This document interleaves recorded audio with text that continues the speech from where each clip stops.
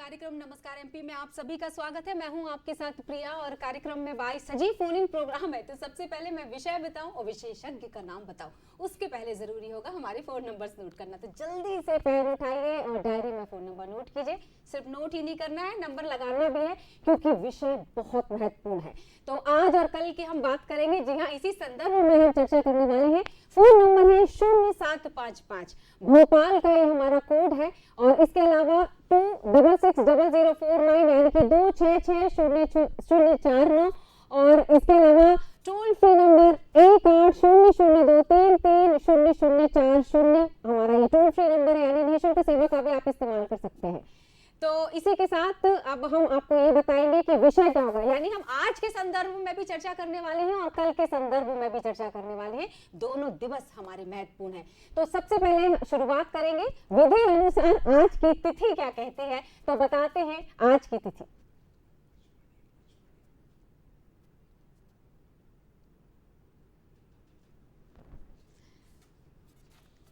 दो 2079 शुक्ल पक्ष माघ माह तृतीया 14 जनवरी 2003 बुधवार।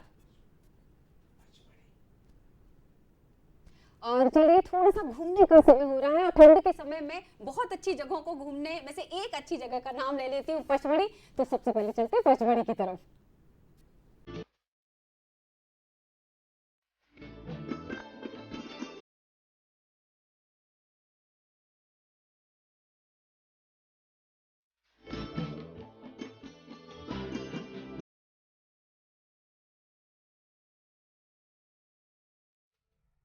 कितनी खूबसूरत जगह है ना, मन खुश हो गया। ऐसे ही खूबसूरत जगहों पर खूबसूरत विचार भी आते हैं। तो अब आप सोच रहे होंगे कि आज का विचार क्या कह रहा है, तो चलिए बता देते हैं आज का विचार। आज का विचार कह रहा है कि बेटा भाग्य से होता है मगर बेटी सौभाग्य से होती है। बेटियां सबके नसीब में कहाँ होती हैं? घर खुदा को जो पसंद आ जाए बस और बस वहाँ होती हैं।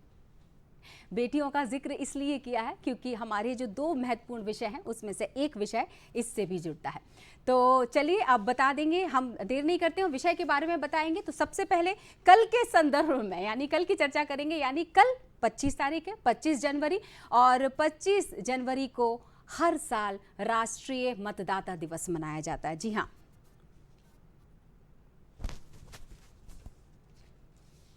हर साल राष्ट्रीय मतदाता दिवस मनाया जाता है। भारत विश्व का सबसे बड़ा लोकतांत्रिक देश है। यहाँ की संघीय सरकार हर 5 साल के अंतराल पर चुनाव के माध्यम से चुनी जाती है। देश के नागरिक इस चुनावी प्रक्रिया में सीधे तौर पर भाग लेते हैं। मतदान निर्णय लेने या अपने विचार प्रकट करने की एक विधि है।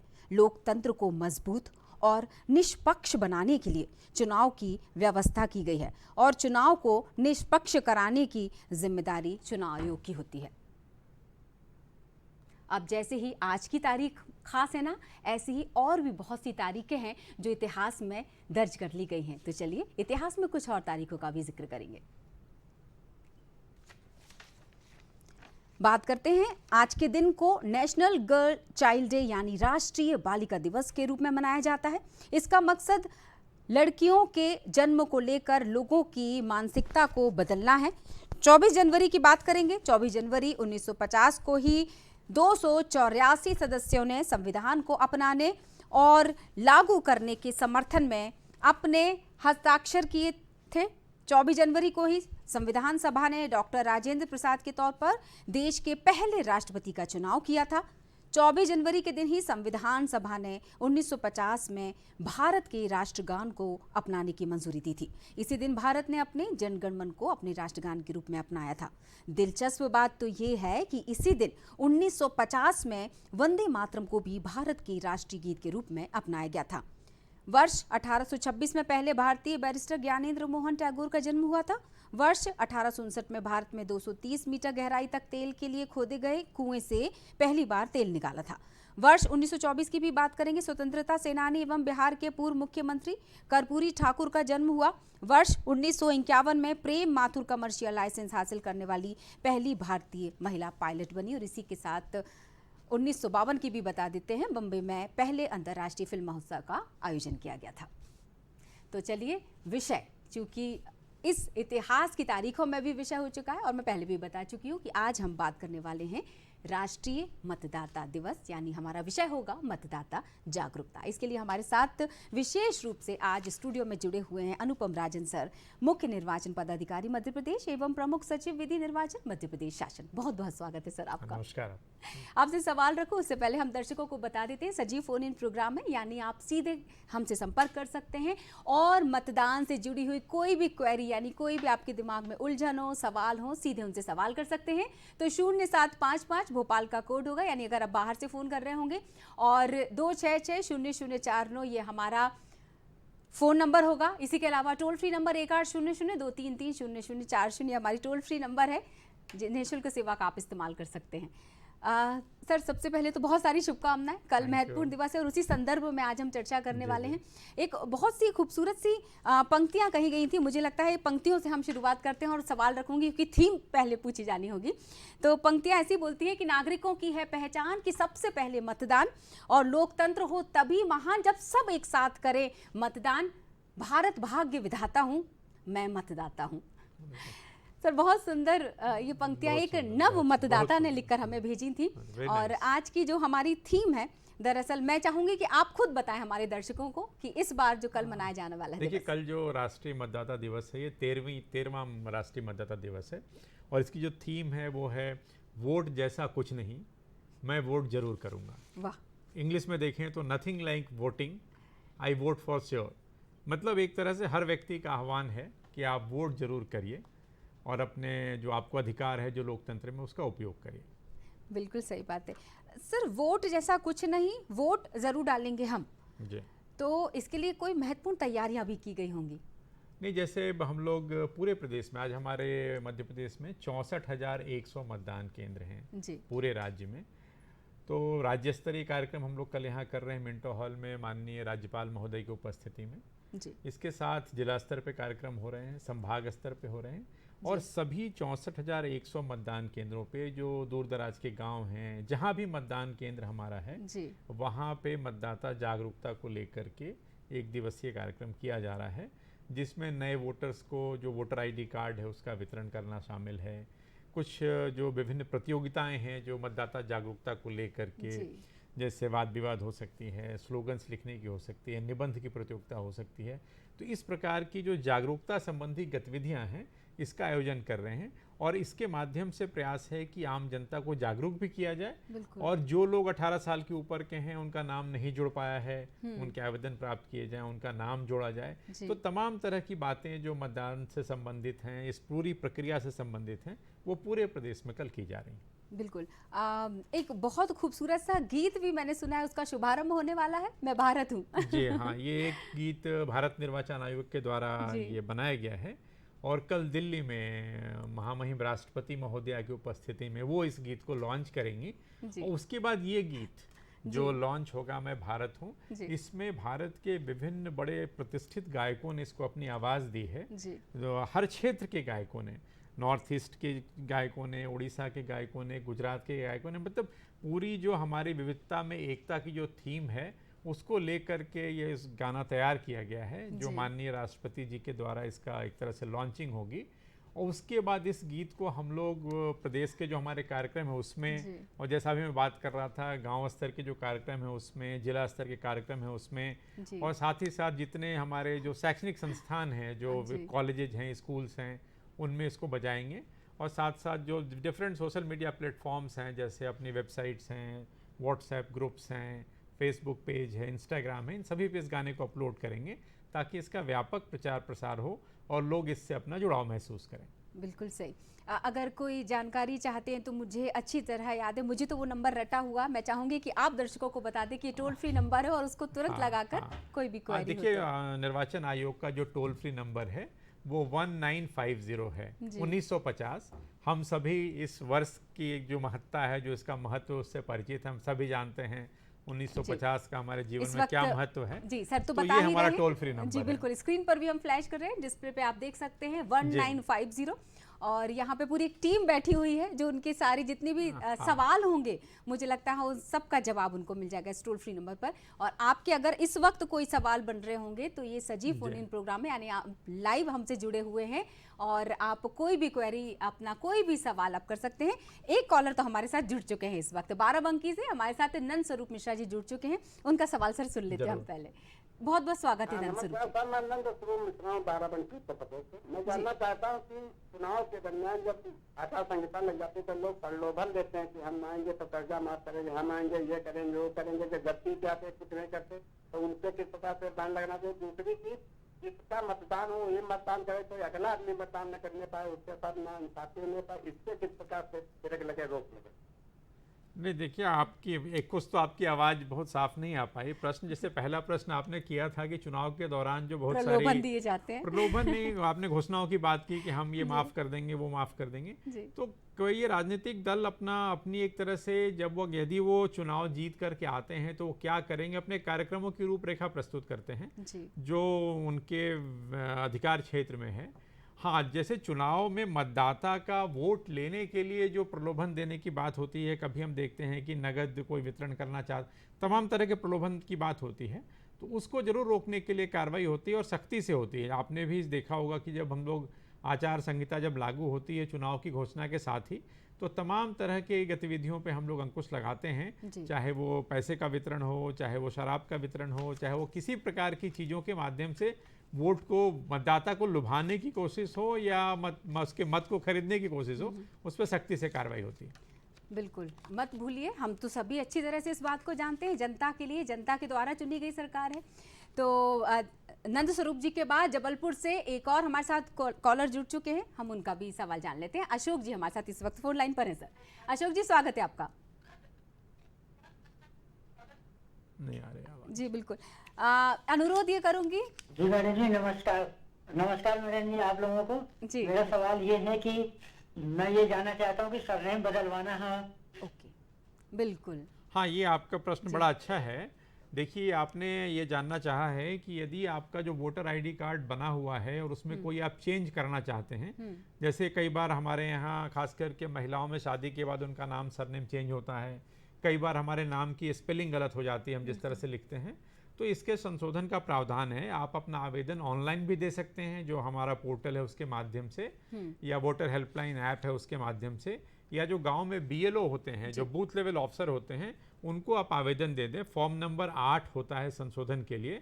फॉर्म नंबर 8 में आपको जानकारी दे दें, किसी का नाम बदलवाना है, सरनेम चेंज करना है, सरनेम चेंज हो करके और नया वोटर कार्ड बन के अब स्पीड पोस्ट के माध्यम से आपके घर पे पहुंच जाता है। आपको कहीं जाने की ज़रूरत नहीं है, ना आवेदन करने के लिए, ना नया वाला वोटर आईडी कार्ड प्राप्त करने के लिए। और ये पूरी प्रक्रिया निःशुल्क है, इसमें कहीं कोई पैसा खर्च नहीं होता। तो चाहे आपको नया कार्ड बनवाना हो या पुराने कार्ड में कोई चेंज कराना हो, ये पूरी प्रक्रिया निःशुल्क है। आपको आवेदन करना है, ऑनलाइन दें या BLO को दे दें। ये कार्रवाई 1 माह के अंदर मेरे समझ से होकर के कार्ड आपके घर पहुंच जाएगा। ऑफलाइन और ऑनलाइन ये दोनों ही तरीके से संशोधन किया जा सकता है। और जिस आप बात कर रहे थे nvsp.in सर, करेक्ट, मैं चाहूंगी एक बार हम दोहरा देते हैं उसे। देखिए, एक तो जो ऑनलाइन की प्रक्रिया है, एक वोटर हेल्पलाइन ऐप होता है। खास करके मेरे युवा साथी जो अगर सुन रहे हैं मुझे, वोटर हेल्पलाइन ऐप आप डाउनलोड करके उसके माध्यम से कार्रवाई कर सकते हैं। और दूसरा जो अभी मैडम बता रही थी, NVSP, मैं फिर रिपीट करता हूँ, nvsp.in जी, nvsp.in पोर्टल है, उस पर जा करके चाहे आपको वोटर आईडी कार्ड के लिए आवेदन करना हो या पुराने बने हुए कार्ड में चेंज करना हो, फोटो बदलवाना, किसी भी तरह की चीज करनी हो, वो आप इसके माध्यम से कर सकते हैं जी। और मैं फिर दोहराता हूँ, पूरी प्रक्रिया बिल्कुल फ्री ऑफ कॉस्ट है, निःशुल्क है जी। यानी 1950 मुझे तो रट गया है। 1950 पे भी आप पूछ लीजिए कि कौन से पोर्टल पे जाना है, क्या करना है, तो सारी बातें आपको बता देंगे जी। बिल्कुल, बहुत बहुत शुक्रिया सर जो इतना सुंदर सवाल किया, क्योंकि बहुत सारे लोगों का ये सवाल है। एक और सवाल हम ले लेते हैं, कॉलर जुड़ चुके हैं हमारे साथ भोपाल से, प्रदीप साहू जी। प्रदीप जी, स्वागत है और सवाल रख लीजिएगा। जी प्रदीप जी। जी, आवाज सुनाई दे रही क्या मैडम? बिल्कुल, हाँ बताइए जी। हाँ, गुड आफ्टरनून एवरीवन। मेरा अनुपम जी, आपको सबसे पहले 9 वर्ष की हार्दिक शुभकामनाएं। आपको भी बहुत बहुत शुभकामनाएं, बताएं जी। मेरा ये प्रश्न है कि आजकल ईवीएम मशीन की विश्वसनीयता पर काफी प्रश्न उठते हैं। पोलिंग होने के बाद क्या साल भर जो मतदाताओं में संदेह बना रहता है जनमानस में। ठीक है, वोटिंग के बजट से संबंधित प्रश्न है, लेकिन मैं समझता हूँ शायद आप इसका आंसर दे पाएंगे।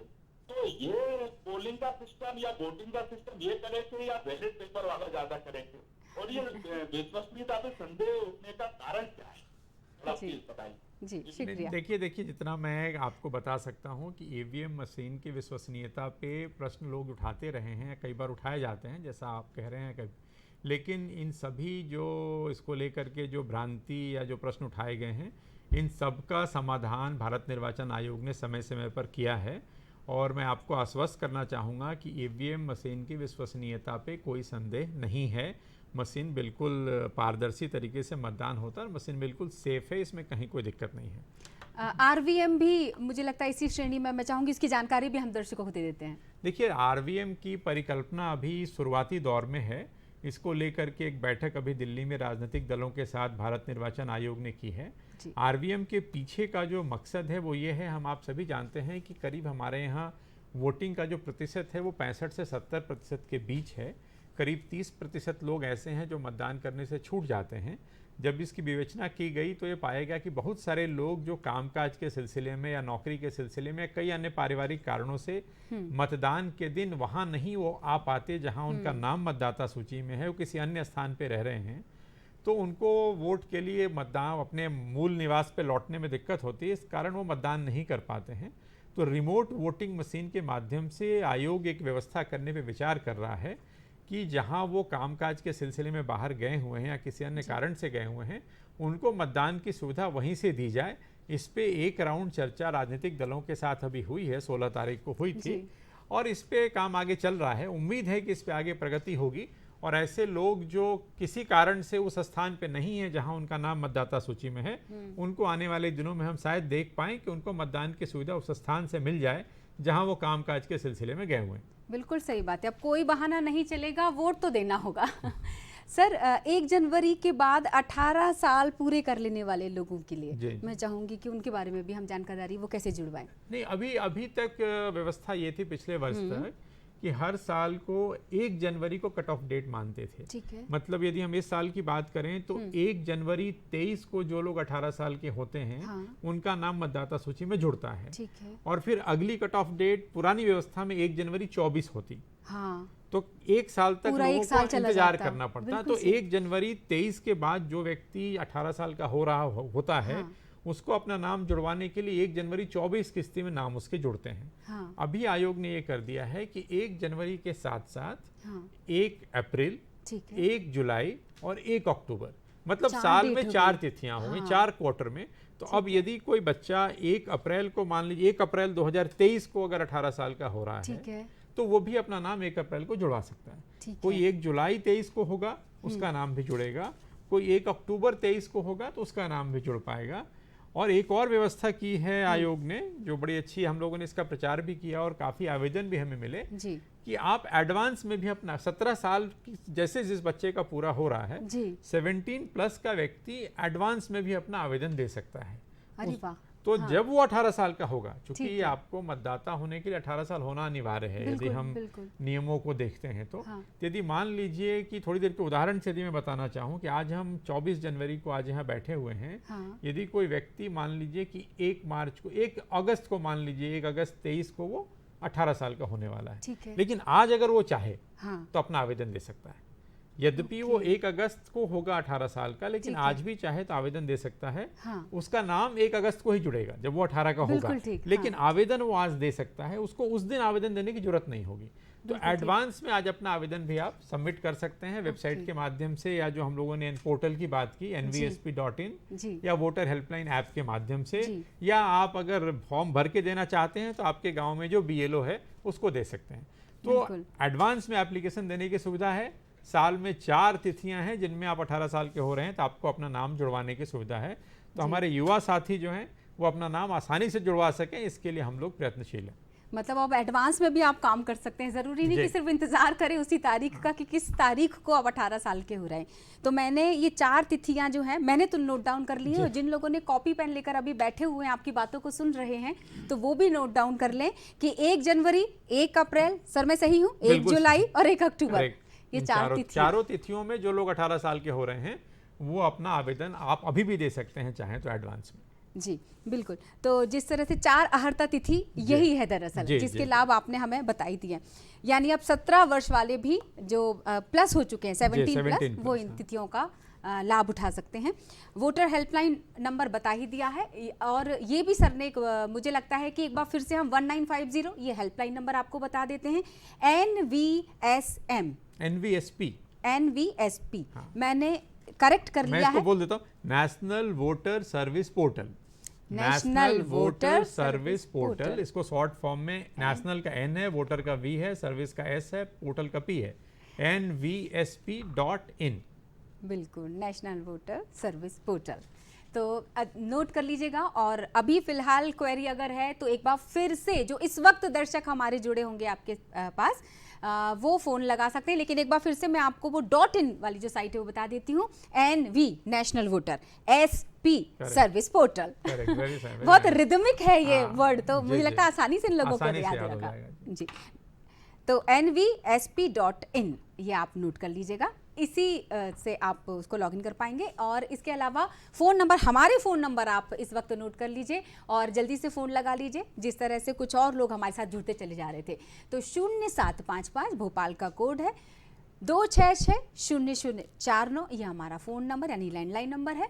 और इसके अलावा निःशुल्क सेवा का इस्तेमाल कीजिए, 1800-233-0040 टोल फ्री नंबर है।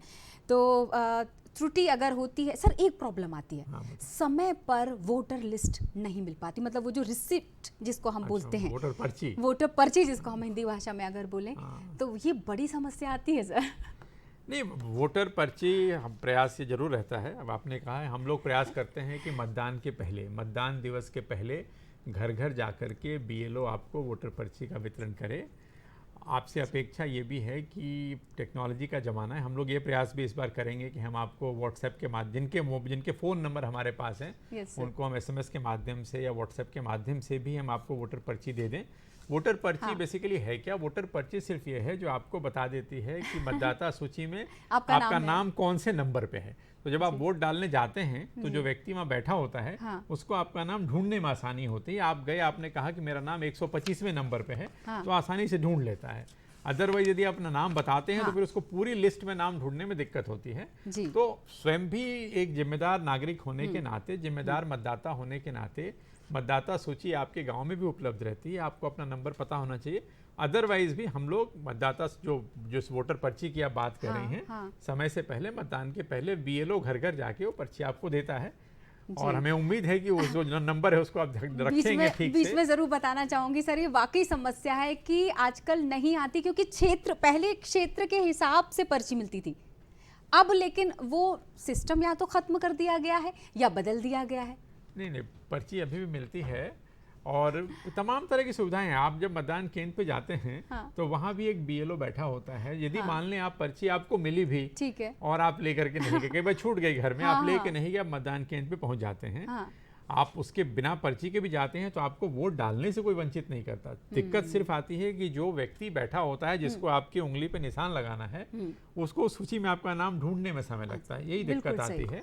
बाहर में एक BLO अलग से भी बैठा होता है बिना पर्ची का, तो BLO भी आपको सादे कागज पे लिख के आपका नंबर बता देता है। बिल्कुल ठीक। आपको मतदान का अधिकार तो आपको वोटर ID कार्ड और तमाम तरह के दस्तावेजों से मिलता है जी। पर्ची का उपयोग सिर्फ ये है कि आप अपना नंबर बता पाते हैं और उसको ढूंढने में आसानी होती है। अब ये बहाना भी हटा देते हैं, यानी पर्ची हो ना हो, वोट डालने तो जरूर जाना है, भले ही थोड़ा सा समय अगर लग रहा होगा।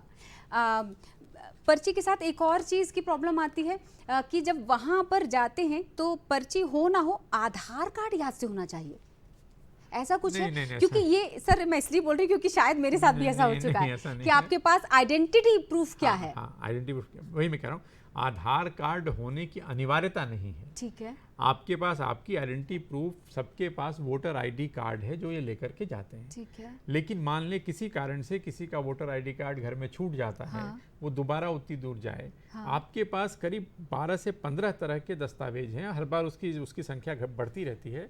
मेरी जानकारी के अनुसार लगभग 20 प्रकार के दस्तावेज हैं जिनके आधार पे आप मतदान कर सकते हैं, जिसमें वोटर कार्ड भी एक है, आधार कार्ड भी एक है, ड्राइविंग लाइसेंस भी एक है, पैन कार्ड भी एक है। मतलब ऐसा कोई भी दस्तावेज जो इस बात की पुष्टि कर दे कि वोट डालने जो व्यक्ति जा रहा है ये वही व्यक्ति है जिसका नाम है।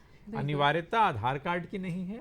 हम अनुरोध जरूर करते हैं लोगों से कि आप ऐसा दस्तावेज लेकर के जाएं कि आपको दिक्कत नहीं हो। यदि वोटर आईडी कार्ड आपके पास है जो हम आपको निःशुल्क उपलब्ध करा रहे हैं, आपके घर पे उपलब्ध करा रहे हैं, तो आप वोटर आईडी कार्ड लेकर के जाएं और उसके माध्यम से मतदान करें। बिल्कुल सही। सर, मार्जिनलाइज्ड ग्रुप के बारे में भी मैं चाहूंगी कि जनजातीय क्षेत्र, जो समाज में जो ऐसा तबका है, जैसे जो हमारे आदिवासी भाई बहन हैं, कई बार कुछ ऐसे दूर दराज के क्षेत्र हैं जहां आज भी मतदान केंद्र तक पहुंच पाना कई बार कठिन होता है, कहीं पे शिक्षा का अभाव कह सकते हैं, कुछ ऐसे दूर दराज के क्षेत्र हो सकते हैं। विशेष रूप से जो हमारी जो उस तरह की आदिवासी जनजातियां हैं, जैसे बैगा है, सहरिया है, भारिया है, इस तरह की शिवपुर में है, शिवपुरी में है, मंडला में है, बालाघाट में है, डिंडोरी में है, अनूपपुर में है, शहडोल में है। इस बार हम लोगों ने पुनरीक्षण का काम किया तो हमने विशेष अभियान चलाए। इनके जो बसाहटें हैं, इनके जो गांव हैं, वहाँ पे हमारे अधिकारियों ने कैंप किया, विशेष कैंपों का आयोजन किया गया। और मुझे बताते हुए खुशी है आपको कि 100% लोगों के नाम, हमारे आदिवासी भाई बहनों के नाम हम लोगों ने मतदाता सूची में जोड़े हैं। तो आज की तारीख में इन बसाहटों में, इन क्षेत्रों में रहने वाले इस जनजाति वर्ग के लोगों का नाम मतदाता सूची में जोड़ा गया है। और उस समय पे हम लोग प्रचार प्रसार की गतिविधियां करते रहते हैं ताकि वो भी मुख्य धारा में आकर के अपने मतदान के अधिकार का उपयोग करें। ये लगातार ये प्रयास जारी है और मतदान प्रतिशत भी बढ़ा है इस कारण से। बिल्कुल सर, क्योंकि सबसे ज़्यादा अगर देखा जाए तो, हालांकि अब ये कहना गलत होगा क्योंकि शहरी क्षेत्रों में भी उतनी अनदेखी देखने को मिलती है, ग्रामीण क्षेत्र शायद शहरों में ज़्यादा अनदेखी है, गाँव में मतदान का प्रतिशत ज़्यादा है, शहरों में कम है। तो ये ग्रामीण क्षेत्र के हमारे भाई बहन बिल्कुल सराहनीय उनका ये जो योगदान है। हमारी चिंता है कि यदि मैं मध्य प्रदेश की बात करूं तो भोपाल में, इंदौर में, जबलपुर में, ग्वालियर में मतदान का प्रतिशत कम दिखता है, जबकि मंडला में, डिंडोरी में, अनूपपुर में, अलीराजपुर में, झाबुआ में अच्छा मतदान होता है। अब जब आपने बात कही ही है तो कारण भी बता दीजिए, पढ़े लिखे लोग ऐसे क्यों करते हैं? इसी कारण की तो विवेचना करके हम घर घर जाके प्रयास कर रहे हैं कि मतदान करने बाहर आएँ। ग्रामीण क्षेत्रों में मतदान का प्रतिशत अच्छा है, शहरी क्षेत्रों में थोड़ी सी इसमें दिक्कत है। आपके माध्यम से मैं अनुरोध करूंगा हमारे सभी साथियों से, जो हमारे नियम साथी हैं, कि मतदान जब भी हो ज़रूर आप अपने मताधिकार का उपयोग करें और घर से बाहर निकलें और अपना वोट ज़रूर डालें। यानी कि अभी बीच में मुझे अच्छी तरह याद है कुछ बातचीत में आपने जो सुविधाओं की बात हम कर रहे थे, उसमें अगर ये जो विधानसभा चुनाव, आम चुनाव होने वाले हैं, उसमें वरिष्ठ जन भी हिस्सा ले सकें, हमारे निशक्त जन भी हिस्सा ले सकें, या किसी कारणवश जो भाई बहन यहाँ से बाहर हैं, शहर से अपने क्षेत्रों से बाहर हैं, वो भी हिस्सा ले सकें, उसके लिए भी सुविधाएं उपलब्ध हैं। बाहर वालों के लिए हम लोगों ने रिमोट वोटिंग की बात कर ली। अब ये प्रावधान ये है, बड़ा अच्छा सवाल आपने किया, मेरे सभी को बड़ा लाभ होगा इससे। 80 वर्ष से अधिक आयु के जो मतदाता हैं, और दूसरी श्रेणी है जो हमारे निशक्त मतदाता हैं, जिनको हम दिव्यांग मतदाता कहते हैं, 80+ के मतदाता और हमारे दिव्यांग मतदाता, इनको ये सुविधा है कि ये चाहें तो एक घर बैठे मतदान कर सकते हैं। तो मतदान के पहले हम लोग 80+ के जितने मतदाता हैं, 80 वर्ष से अधिक आयु के जो हमारे मतदाता हैं और जो निशक्त मतदाता हैं, इनसे हमें पूछते हैं कि ये मतदान केंद्र पे जाकर के मतदान करना चाहेंगे या अपने घर से मतदान की सुविधा का लाभ लेना चाहेंगे। और यदि ये कहते हैं, यदि ये विकल्प देते हैं कि हम अपने घर से मतदान करना चाहते हैं, तो इनके घर पे पोलिंग पार्टी जाती है मतदान के पहले, और पोस्टल बैलेट के माध्यम से हम इनका मतदान कराते हैं। बिल्कुल मतदान केंद्र जैसी व्यवस्था इनके घर पे हम लोग करते हैं। बजाबता उसकी वीडियोग्राफी होती है, पीठासीन अधिकारी जाता है और जिस तरह की मतदान केंद्र बनाते हैं इनके घर के अंदर या घर के बाहर, जहाँ भी इनके बरामदे में, इनके दलान पे जैसी भी स्थिति है, और हमारे जो वृद्ध मतदाता हैं या जो निशक्त मतदाता हैं, पोस्टल बैलेट के माध्यम से वहीं से अपना मतदान कर सकते हैं। तो ये सुविधा है। यदि ये चाहें मतदान केंद्र तक नहीं, मतदान केंद्र यदि जाना चाहते हैं तो मतदान केंद्र पर भी वृद्ध जनों के लिए अतिरिक्त सुविधाएं हैं। उनको लाइन में खड़ा नहीं होना पड़ता, उनकी मदद के लिए वॉलंटियर्स होते हैं, उनको तत्काल मतदान कराते हैं, वापस उनके रुकने ठहरने की व्यवस्था होती है। मतलब उम्र का लिहाज करके, उम्र की आवश्यकताओं का आकलन करके यदि मतदान केंद्र जाना चाहते हैं तो उसके लिए भी सुविधा है। यदि कहते हैं कि नहीं हम घर से मतदान करना चाहते हैं, उनको घर से मतदान की सुविधा है। अब इसमें एक शब्द जरूर जुड़ेगा और मुझे लगता है आप जरूर जूझेंगे, ये पूरा विभाग, विश्वसनीयता। ये शब्द नहीं, ये बिल्कुल विश्वसनीय है और जैसा मैंने कहा कि गोपनीयता बनाए रखी जाती है जी। और मतदान केंद्र के अंदर जिस तरह का माहौल होता है वही माहौल हम उसके घर पे क्रिएट करते हैं। बजाबता उस तरह का पोलिंग जिस तरह का हम देखते हैं, बूथ बनता है जिसमें टेबल के ऊपर वो कंपार्टमेंट रखते हैं, ईवीएम मशीन, एक दल जाता है पूरा वो वाहन से और जाकर के वहाँ मतदान कराता है, उसकी वीडियोग्राफी होती है, सारा कुछ होता है। बिल्कुल, तो पूर्णतः विश्वसनीय है। जी बिल्कुल सर, कम वक्त में बहुत सारी जानकारी मिल गई और बहुत सारी जानकारी लेने के लिए 1950 टोल फ्री नंबर आप लगा लीजिएगा। अनुपम सर, जाने से पहले संक्षिप्त में अगर मैं सुझाव संदेश मैं तो आपके माध्यम से सभी मतदाताओं से यही अपील करना चाहूँगा, यदि आपका नाम मतदाता सूची में नहीं है, आप 18 वर्ष से अधिक आयु के हैं, आपका नाम मतदाता सूची में नहीं जुड़ा है, अपना नाम मतदाता सूची में जुड़वाएं और जब भी मतदान हो, मतदान दिवस को अपने मताधिकार का जरूर उपयोग करें, लोकतंत्र में अपनी भागीदारी जरूर निभाएं। आपका बहुत बहुत धन्यवाद। क्योंकि जो वोट नहीं करेगा वो बिल्कुल भी कोई सवाल भी नहीं करेगा, क्योंकि शिकायतें करने का अधिकार उसी को होता है जो अपने मत के अधिकार का इस्तेमाल करता है। बहुत बहुत शुक्रिया सर आने के लिए, समय देने के लिए। हमारे साथ जुड़े हुए थे अनुपम राजन सर और ये चर्चा उनके साथ हम अब यहाँ पे विराम लगाते हैं। बाकी की जानकारियाँ 1950 से ले सकते हैं। लेते हैं छोटा सा ब्रेक और उस ब्रेक में आपको सुनवाएंगे खूबसूरत सी कव्वाली।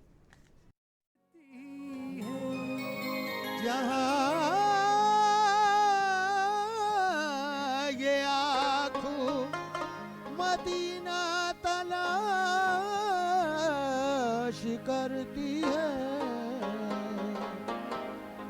तो अली कह रहे हैं वली कह रहे हैं, अली कह रहे हैं वली कह रहे हैं, अली कह रहे हैं वली कह रहे हैं, अली कह रहे हैं वली कह रहे हैं, उमर कह रहे हैं गनी कह रहे हैं, उमर कह रहे हैं गनी कह रहे हैं, अबू बकर की रंग लाई सदाकत, अबू बकर की रंग लाई सदाकत, साहबा ने पाई मोहम्मद की सोहबत, साहबा ने पाई मोहम्मद की सोहबत। क्या मेराज की शब का आलम जुदा है, क्या मेराज की शब का आलम जुदा है, क्या मेराज की शब का आलम जुदा है, क्या मेराज की शब का आलम जुदा है, खुदा भी मोहम्मद पे शैदा हुआ है, मोहम्मद के जैसा कोई नहीं है, मोहम्मद के जैसा कोई नहीं है, मोहम्मद के जैसा कोई नहीं है। क्या मेराज की शब का आलम जुदा है, क्या मेराज की शब का आलम जुदा है, खुदा भी मोहम्मद पे शैदा हुआ है, मोहम्मद के जैसा कोई नहीं है, मोहम्मद के जैसा कोई नहीं है, मोहम्मद के जैसा कोई नहीं है।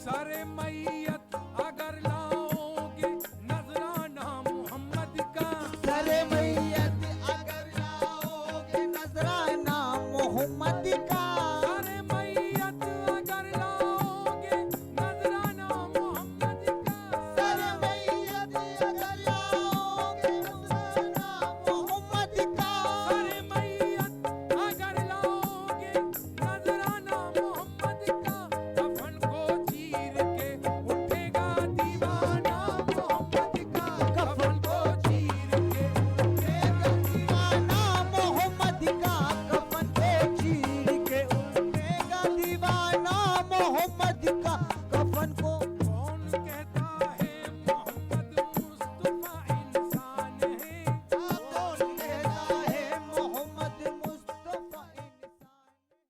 और इस खूबसूरत कव्वाली के बाद अब बढ़ते हैं अगले विषय की तरफ। मैंने बोला था ना कि आज और कल दोनों की तारीखें बहुत मायने रखती हैं। तो कल की तारीख 25 जनवरी के बारे में तो हम चर्चा कर चुके हैं, अब 24 जनवरी के बारे में भी कर लेते हैं, यानी आज की तारीख के बारे में। तो आज मनाया जा रहा है राष्ट्रीय बालिका दिवस। तो चलिए 2008 से ये क्रम लगातार चल रहा है। राष्ट्रीय बालिका दिवस हम निरंतर मना ही रहे हैं। बेटियों की महत्ता बहुत महत्वपूर्ण है। कितना खूबसूरत संदेश इस वक्त आप अपने टीवी स्क्रीन पर देख सकते हैं कि बेटी को जो दे पहचान वही माता पिता है महान। आप सभी को बहुत सारी शुभकामनाएं और इसी राष्ट्रीय बालिका दिवस की शुभकामनाओं के साथ हम आज के विशेषज्ञ से आपका परिचय करवाएंगे। मत भूलिएगा दर्शकों की बेटी है तो ही कल है। तो चलिए आज इस विषय पर चर्चा करने के लिए हमारे साथ स्टूडियो में मौजूद हैं अगले महत्वपूर्ण सदस्य से आपका परिचय करवाते हैं। हमारे साथ ब्रिजेश चौहान जी और इनका परिचय देंगे। पूर्व सदस्य बाल अधिकार संरक्षण आयोग, सामाजिक कार्यकर्ता और बाल विशेषज्ञ। बहुत बहुत स्वागत है सर आपका। नमस्कार प्रिया जी। बहुत सारी शुभकामनाएं। मैं चाहूंगी कि आपकी तरफ से भी मिले दर्शकों को एक खूबसूरत संदेश के साथ। बिल्कुल, दुनिया की असली दौलत उसी ने पाई है जिसके घर में लक्ष्मी के रूप में बेटी आई है।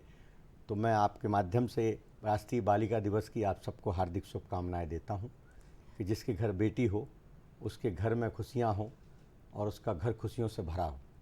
बिल्कुल सही। वो जो मैंने एक लाइन कही थी ना कि जो घर खुदा को पसंद हो वहाँ होती हैं बेटियाँ। बिल्कुल। तो बहुत, लेकिन हालांकि अब अगर वर्तमान परिदृश्य की बात करें सर, वो रेशो बदल चुका है। अब सुखद परिणाम आ रहे हैं इस जागरूकता अभियान के साथ साथ। 2008 से जिस उद्देश्य के साथ इस दिवस की शुरुआत की गई थी उसके सुखद परिणाम आने शुरू हो चुके हैं। शायद वो जो लिंगानुपात है वो इस बात का सबूत है। आप बताइए। बिल्कुल, निश्चित तौर पर काफ़ी जो पहले स्थितियां थी अब बहुत बेहतर हो गई हैं। अब बेटियां जो है हमारी वो ज़्यादा मात्रा में इसमें अगर हम उनकी जन्म दर देखें तो काफ़ी ज़्यादा मात्रा में लिंगानुपात हमारा बढ़ गया है और बराबरी पर हमारी बेटियां लगभग आ गई है। बहुत कम, मैं आंकड़ों की बात तो नहीं करूंगा, लेकिन काफ़ी अंतर पहले से हो चुका है। पहले हम ये देखा जाता था कि केवल जो है वो केरल में ही जैसे स्टेट में ही ज़्यादा लिंगानुपात की स्थिति रहती थी बालिकाओं की, लेकिन अब मध्य प्रदेश भी काफ़ी बेहतर स्थिति में है। और मध्य प्रदेश सरकार ने जितनी बेहतर योजनाएँ हमारी बेटियों के लिए चलाई है, मैं समझता हूँ कि काफ़ी मतलब बहुत अच्छी योजनाएं हैं। जैसे कि हम कहें कि लाडली लक्ष्मी योजना तो मध्य प्रदेश की सबसे अच्छी योजना है बेटियों के लिए, उनके भविष्य के लिए, उनके सुखद भविष्य के लिए, उनकी बेहतरी के लिए। और आंकड़ा भी मैं बताना चाहता हूं कि आज की तारीख में मध्य प्रदेश सरकार ने 44,15,000 लाडलियाँ दर्ज की है और ये बहुत बेहतर सुखद संदेश हम कह सकते हैं बेटियों के लिए। बिल्कुल, शायद यही कारण है कि लाडली लक्ष्मी 2.0 की शुरुआत हो चुकी है, क्योंकि इतना खूबसूरत प्रतिक्रियाएं मिली लोगों से। जी सर। बिल्कुल, और चूंकि बेटियां हमारी अब बिल्कुल हर क्षेत्र में कहीं भी आज अगर हम देखें तो चाहे वो हवाई जहाज चलाने की बात हो, चाहे वो रेल की बात हो, चाहे वो बस की बात हो, चाहे वो छोटे जो वाहन चलते हैं सिटी में उनकी बात हो, हर जगह हमारी बेटियां आगे आ गई है।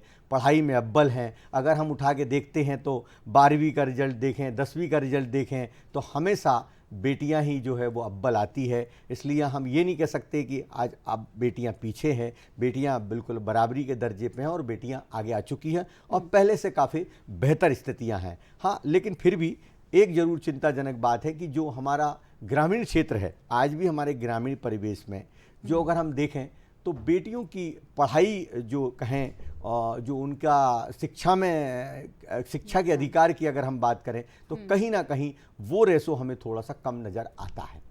उसके पीछे कई कारण हो सकते हैं। उसके पीछे एक तो कारण ये रहता है, वैसे तो सभी जगह सरकार ने प्रत्येक मैं समझता हूँ कि 2-2, 3-3 किलोमीटर पर अगर हम रूरल बेल्ट में भी देखें, यहाँ तक कि ट्राइबल क्षेत्र में भी देखें तो स्कूल खोल दिए गए हैं। कहीं कोई कमी नहीं है शिक्षा के क्षेत्र में। फिर भी हमारी बेटियां अभी जाने में, स्कूल जाने में कहीं ना कहीं 15% जो हमारा रेशो है वो स्कूल से ड्रॉप आउट हो जाती है।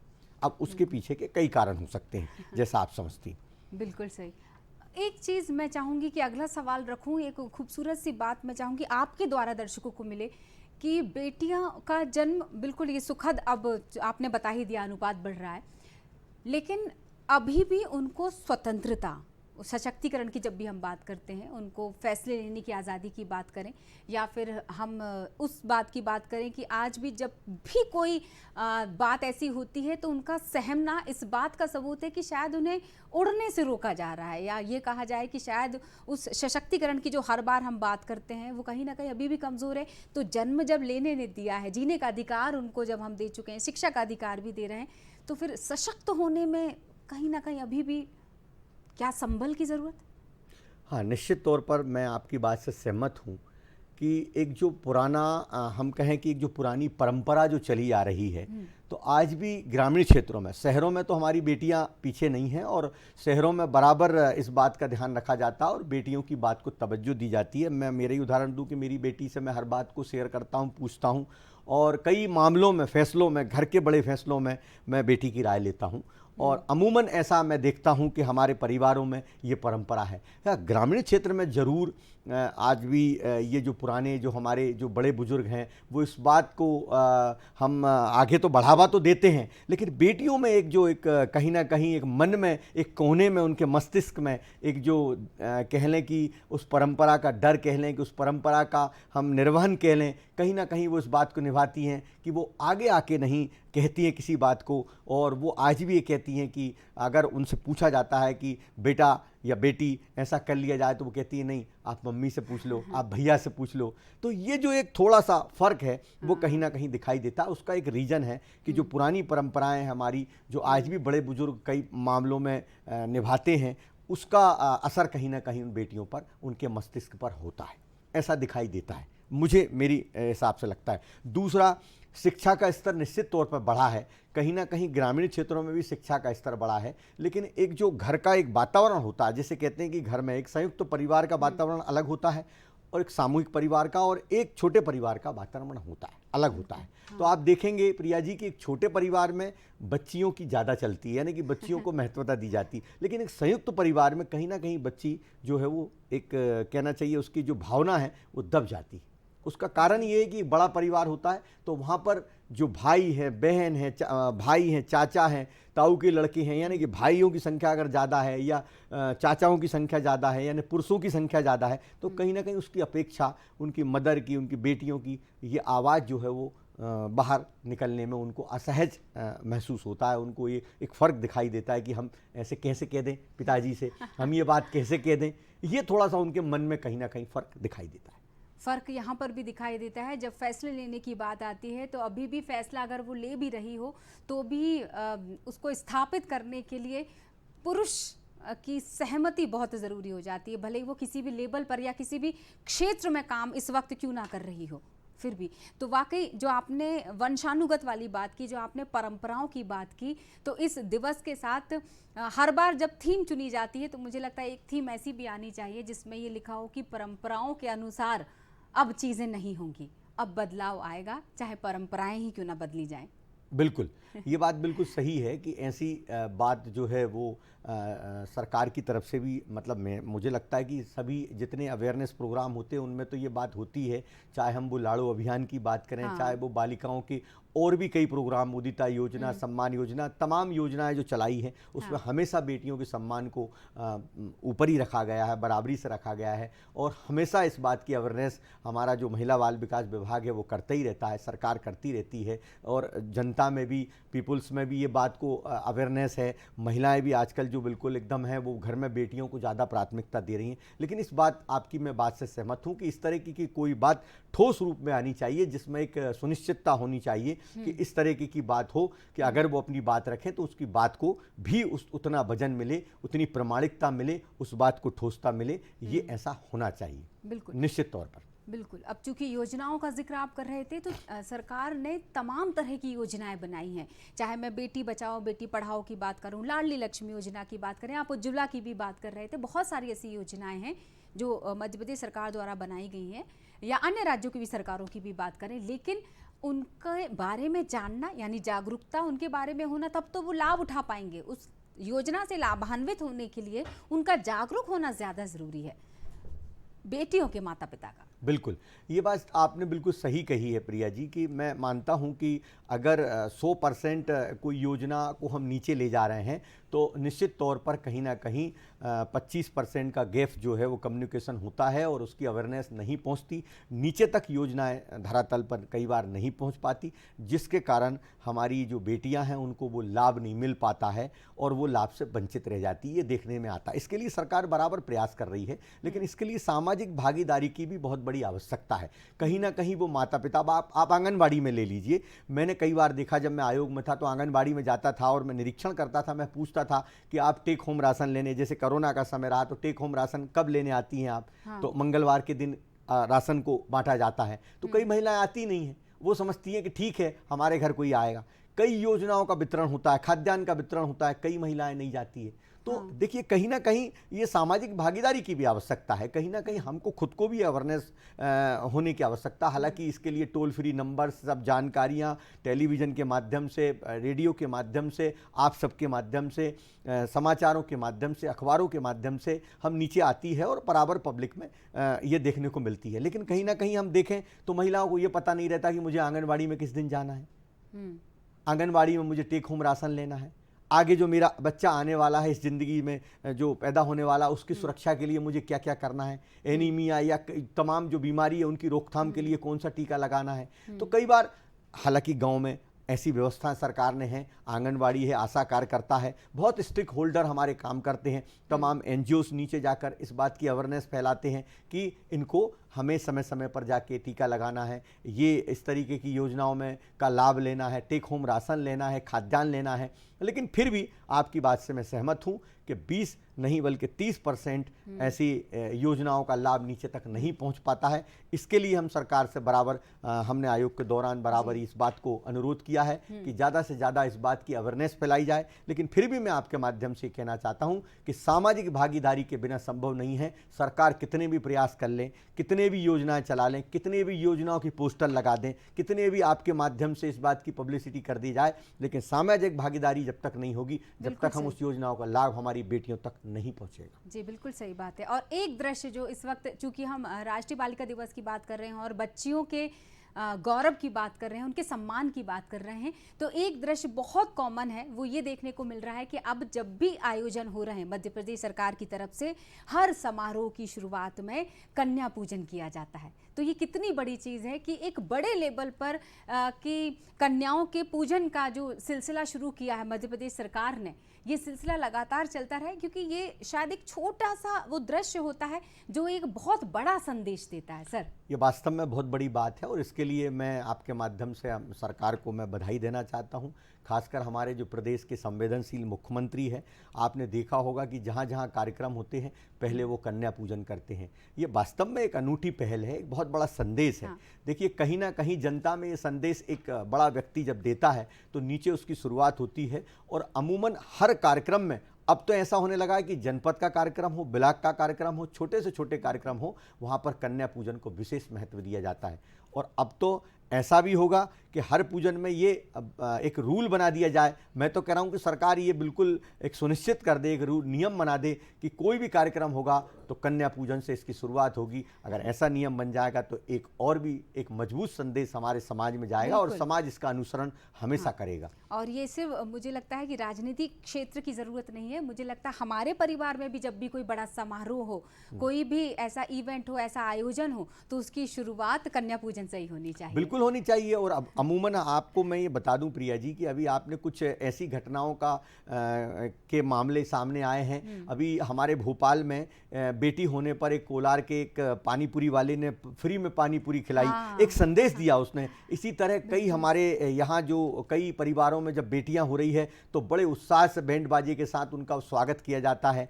कई जगह हमारे घरों में कार्यक्रम होता है तो हम पहले कन्या पूजन करते हैं, बेटियों को आगे लाते हैं। हमारे यहाँ जो जागरण होता है तब हम देवी जागरण वगैरह हम जब कराते हैं किसी कार्यक्रम में तब हम कन्या पूजन करते हैं। मुझे लगता है कि धीरे धीरे ये परंपरा धीरे धीरे ये एक रूप लेती जा रही है और धीरे धीरे इस तरीके से समाज में बेटियों के मान सम्मान और उनके सशक्तिकरण की जो एक चिंता हम सब लोगों को है वो बढ़ती जा रही है। बिल्कुल सही। सर, चूंकि हम शिक्षा की अभी हम बात कर रहे थे, क्योंकि जब जन्म ले लेती है बच्ची तो उसकी अच्छी शिक्षा, अच्छे स्वास्थ्य के बारे में भी ध्यान दिया जाना चाहिए, पूरा ध्यान दिया जाना चाहिए। तो शिक्षा के अगर क्षेत्र की हम बात करें तो कई तरह की योजनाओं में छात्रवृत्ति की जो सुविधा मिली है बच्चियों के लिए विशेष रूप से, अगर इसके बारे में भी थोड़ी सी जानकारी हम देते चले दर्शकों। बिल्कुल, जब बेटियां जब कक्षा 6वीं में आती है तभी से उनको जो छात्रवृत्ति है, चाहे वो एससी की बेटी हो, चाहे वो एसटी की बेटी हो, और चाहे वो पिछड़ा वर्ग की बेटियां हों, इनको जो है वो कक्षा 6वीं से जो है छात्रवृत्ति मिलना शुरू हो जाता है। उसके लिए एक आवेदन ऑनलाइन आजकल पोर्टल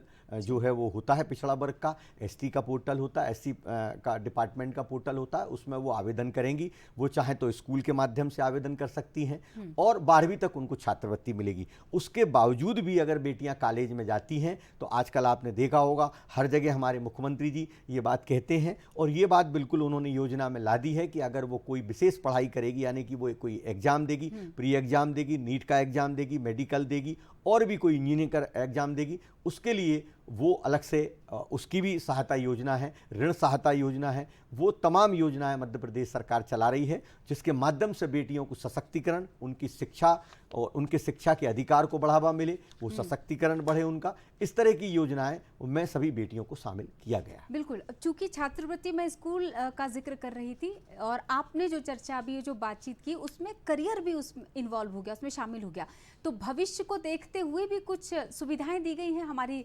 लाडलियों को। बिल्कुल, कैरियर काउंसलिंग आजकल ये शुरू कर दिया गया है। आजकल एक डिपार्टमेंट है हमारा जो है वो स्किल डिपार्टमेंट है, वो आजकल कैरियर काउंसलिंग कर रहा है। और वो जैसे हमारी बेटियां स्कूल में या कॉलेज में या आईटीआई अगर कर रही हैं तो उनको शुरुआत से ही जो है वो कैरियर मार्गदर्शन मिलेगा। ये अभी कुछ दिनों पहले हमारे शिक्षा विभाग ने भी योजना चलाई है, हमारी तकनीकी शिक्षा विभाग ने ये योजना चलाई है, ताकि उस बच्ची को कहाँ जाना है, कौन से कैरियर में उनको जाना है, क्या करना है, आगे किस तरीके का काम करना है, अगर उनको रोजगार करना है तो किस तरीके का रोजगार करना है, ये सब योजनाएं भी मध्य प्रदेश सरकार ने चलाई है, जो बहुत उनके बेहतरी के लिए अच्छी साबित होगी। क्या कुछ सुविधाएं ऐसी भी हैं जो ग्रामीण क्षेत्र की बेटियों के लिए विशेष रूप से तैयार की गई है, कुछ रूपरेखा, और कुछ शहरी क्षेत्र की बेटियों के लिए? सभी के लिए समान योजनाएं, ऐसा नहीं है कि कोई ग्रामीण और शहरी योजना है। शहरी योजना शहरों में भी वही योजना है, ग्रामीण क्षेत्रों में भी वही है। आईटीआई ग्रामीण क्षेत्रों में भी है, शहरों में भी है। कॉलेज भी आजकल बहुत खुल गए हैं और मेडिकल कॉलेज भी खुल गए हैं। बहुत सारी स्कीम्स जो है वो सरकार लेके आई है कि बेटियां ज़्यादा से ज़्यादा शिक्षा के अधिकार, यानी उनकी शिक्षा में भागीदारी हो, वो ड्रॉप आउट ना हो, ज़्यादा से ज़्यादा बेटियां हमारी पढ़े लिखें, उनका भविष्य बने, उनका भविष्य सुरक्षित हो, उनके सशक्तिकरण की बात हो। इसको सुनिश्चित करने के लिए सरकार ने तमाम योजनाएं चलाई है ताकि वो आगे बढ़ सकें। बिल्कुल, आपके अनुभव क्या बोलते हैं, मैं इस सवाल पर आऊंगी। और इसके अलावा राष्ट्रीय बालिका दिवस के बारे में आप क्या सोचते हैं, किस तरह की पहल आपके द्वारा की गई थी विभाग में, क्या किन चीज़ों की ज़रूरत आप महसूस करते हैं कि किन बदलावों की ज़रूरत है, संशोधन की ज़रूरत है, कहाँ पर? मुझे लगता है कि आपने जो एक बीच में मुझसे बात कही थी कि कहीं ना कहीं आज भी बेटियां अपने मन की बात नहीं कह पाती है, उसके लिए कोई ऐसी विशेष प्रकार का एक साधन होना चाहिए जिससे वो अपनी बात कह सके, जिससे अपनी बात को वो कहीं पहुंचा सके। इसकी शुरुआत भी मैंने, जब मैं आयोग में था तो मैंने कुछ ट्राइबल जिलों में की थी। मैंने धार के मनावर ब्लॉक में, मैंने बड़वानी ब्लॉक में, मैंने अलीराजपुर में इसकी शुरुआत की थी। मैंने वहाँ एक हेल्प बॉक्स पंचायत में लगवाया था सीओ के माध्यम से, जिससे वो अपनी बात, कई बार क्या होता है, देखिए बेटे तो कई बार अपनी बात कह देते हैं, बेटियां कई बार अपने साथ होने वाली घटनाओं को कई बार का जिक्र नहीं कर पाती, वो मन में दबा के रह जाती हैं, और कई बार इसी मन में दबा के, और वो कई बार जाने अनजाने में कई इस तरीके की घटनाओं को अंजाम दे देती हैं। कई बार वो आत्महत्या जैसी प्रवृत्ति में चली जाती, कई बार वो गलत दिशा में चली जाती है, जिसका परिणाम दुखद होता है। इसके लिए मैंने एक शुरुआत की थी कि क्यों ना हम एक ऐसा बॉक्स केवल बेटियों के लगाया जाए, क्योंकि कई बार आपने देखा होगा कुछ समाज ऐसे हैं जिनमें आज भी परंपराओं से परिपूर्ण है और परंपराओं को बहुत मानते हैं। हम अगर कहें तो ट्राइबल समाज जो है, आदिवासी समाज जो है, वो ऐसी समाज जो है वो आज भी परंपराओं से बिल्कुल जो है संपूर्ण है और परंपराओं को बहुत मानता है। तो आपने देखा होगा कि कहीं ना कहीं परंपराओं के चलते वो अपनी बात नहीं कह पाती है। जी जी, तो बहुत ज़रूरी है अपने मन की बात को कहना। तो बहुत बहुत शुक्रिया हमारे साथ जुड़े हुए थे इस विषय पर चर्चा करने के लिए ब्रिजेश चौहान जी, पूर्व सदस्य बाल अधिकार संरक्षण आयोग, सामाजिक कार्यकर्ता और बाल विशेषज्ञ।